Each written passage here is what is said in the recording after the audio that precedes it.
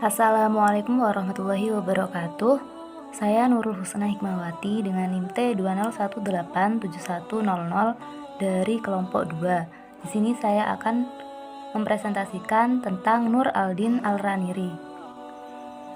Dua dari tiga mata rantai utama dari jaringan ulama di wilayah Melayu Indonesia, yaitu yang berasal dari Al-Raniri Al-Sinkili yang berkembang di Kesultanan Aceh, sementara perintis lain Al-Muqassari yang memulai karirnya di Banten. Dalam bagian ini saya akan membahas tentang Al-Raniri, terutama tentang peranannya dalam menyebarkan pembaruan jaringan ulama di Kepulauan Nusantara. Biografi dan jaringan Al-Raniri. Al-Raniri dilahirkan di Ranir, yaitu sebuah kota pelabuhan tua di Gujarat. Kemudian Al-Raniri memperoleh pendidikan awal di tempat kelahirannya, lalu ke Hadramaut. Setelah itu, tidak ada keterangan sampai kapan dia menghabiskan waktu di sana.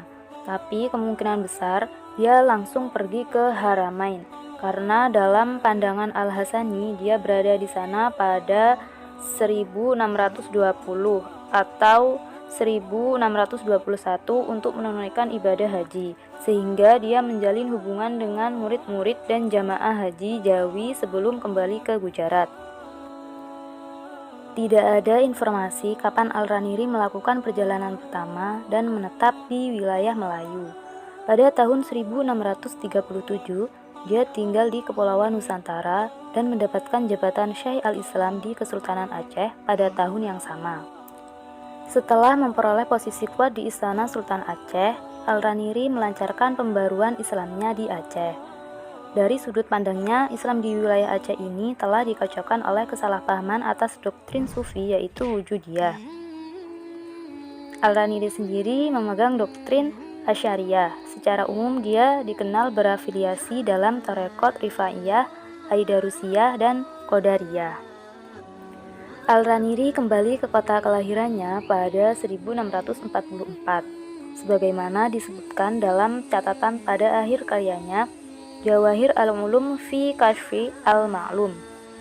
Dia melewatkan sisa 14 tahun kehidupannya di Ranir. Al-Raniri meninggal dunia pada Sabtu 22 Zulhijjah 1068 atau 21 September 1658. Yang selanjutnya adalah karya-karya dan pembaruan Al-Raniri. Al-Raniri ini adalah penulis produktif dan terpelajar.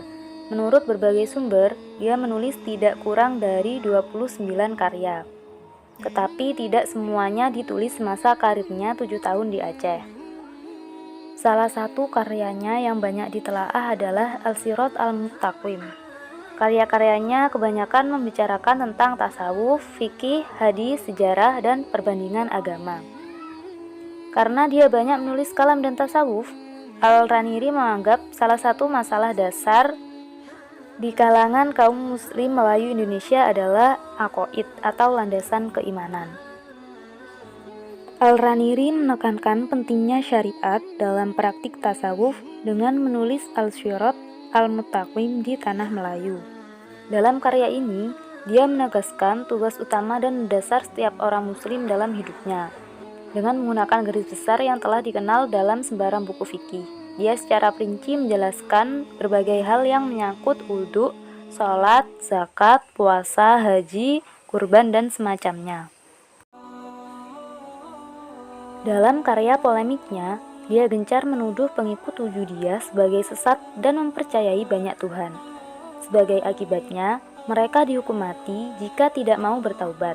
Bahkan, Al-Raniri memperdebatkan masalah Wujudiyah dengan pengikut Wujudiyah selama beberapa hari di Istana Kesultanan. Bahwa mereka tetap mengatakan Al-Alam, Huwa Allah, Huwa Al-Alam.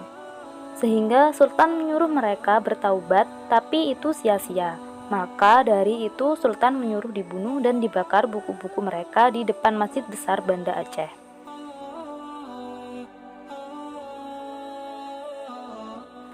Yang terakhir adalah peranan Al-Raniri di dunia Islam Melayu Indonesia.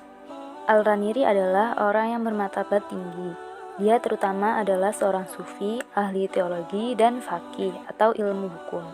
Tetapi dia juga seorang sastrawan dan politisi. Kepribadiannya yang mempunyai banyak segi dapat menimbulkan kesalahpahaman, terutama jika kita memandang hanya satu aspek tertentu dari pemikirannya. Akibatnya sampai saat ini, dia sering dianggap sebagai seorang sufi yang hanya disibukkan dengan praktik-praktik mistis, padahal dia juga seorang faqih yang perhatian utamanya adalah penerapan praktis aturan-aturan paling mendasar dari syariat. Karena itu, untuk memahaminya secara benar, kita harus mempertimbangkan semua aspek pemikiran, kepribadian, dan aktivitasnya. Meski masa karir Al-Raniri di Nusantara relatif sebentar, peranannya dalam perkembangan Islam di wilayah Melayu Indonesia tidak bisa diabaikan. Dia sangat berperan penting dalam membawa tradisi besar Islam ke wilayah ini dengan menghalangi kecenderungan kuat dari intrusi tradisi lokal ke dalam Islam. Kebiasaannya mengutip banyak tokoh ahli terkenal dan karya-karya standar untuk mendukung argumen-argumennya di seluruh tulisannya merupakan sarana penting bagi penyebaran gagasan pembaruannya. Dengan cara ini, dia memperkenalkan para tokoh ahli kepada kaum muslim di Nusantara. Lebih jauh lagi, dengan memperkenalkan dan menyebarkan ke Nusantara penafsiran Islam dan dipegang aliran utama kaum ulama dan sufi di pusat-pusat pengetahuan dan keilmuan Islam. Dia memberikan daya dorong yang kuat untuk lahir dan berkembangnya pembaruan di kalangan muslim Melayu. Al-Raniri adalah alim pertama di Nusantara yang mengambil inisiatif menulis semacam buku pegangan standar mengenai kewajiban-kewajiban agama atau fikih yang mendasar bagi semua orang. Meskipun aturan-aturan syariat atau fikih dalam batas-batas tertentu telah dikenal dan dipraktikkan sebagian kaum muslim Melayu Indonesia, tidak ada satupun karya Melayu yang dapat diacu sebelum munculnya karya Al-Raniri. Peranan Al-Raniri dalam mengintensifkan proses Islamisasi juga jelas dalam bidang politik. Selama karirnya di Aceh sebagai Syekh Al-Islam Kesultanan. Kemudian menurut Al-Raniri, penerapan syariat tidak ditingkatkan tanpa pengetahuan lebih mendalam mengenai hadis Nabi Shallallahu Alaihi Wasallam. Karena itu, dia mengumpulkan dalam karyanya Hidayat Al-Habib fi Al-Tarwib wa Al-Tartib sejumlah hadis yang diterjemahkannya dari bahasa Arab ke dalam bahasa Melayu agar penduduk muslim mampu memahaminya secara benar. Dalam risalah ringkas ini, dia menginterpolasikan hadis-hadis dengan ayat-ayat Al-Quran untuk mendukung argumen-argumen yang melekat pada hadis-hadis tersebut. Karya ini merupakan rintisan dalam bidang hadis di Nusantara, dan karenanya menunjukkan pentingnya hadis dalam kehidupan kaum muslim. Itu saja materi yang dapat saya sampaikan, kurang lebihnya mohon maaf. Sekian, terima kasih. Wassalamualaikum warahmatullahi wabarakatuh.